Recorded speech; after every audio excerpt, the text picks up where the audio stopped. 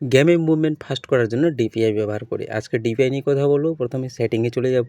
সেটিংয়ে যাওয়ার পর নিচে যাব। নিচে যাওয়ার পর দেখব আমরা এখানে অ্যাবাউট ডিভাইস লেখা রয়েছে, সেখানে ক্লিক করব। ক্লিক করার পর একটু স্ক্রল করব। স্ক্রল করে দেখবেন ভার্সন লেখা আছে, সেই ভার্সনে ক্লিক করতে হবে।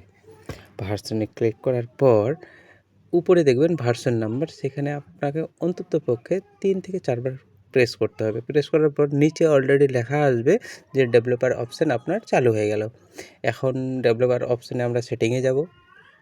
সেটিংয়ে গিয়ে আমরা ডেভেলপার অপশানটা অন করব, কতটা রাখা যায় সেটা। প্রথমে সিস্টেম অ্যান্ড আপডেটে যাব। যাওয়ার পর নিচে দেখব ডেভেলপার অপশান, সেখানে ক্লিক করব। ক্লিক করা হয়ে গেলে স্ক্রল করব।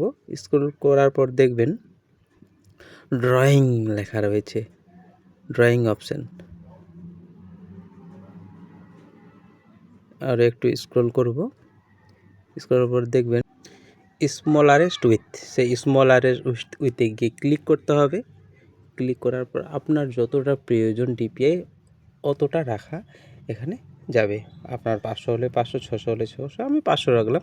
500 রাখার পর সেভে ক্লিক করলে আপনার ডেভেলপার অপশান চেঞ্জ হয়ে যাবে এবং আপনার যে কোনো গেম স্মুথলি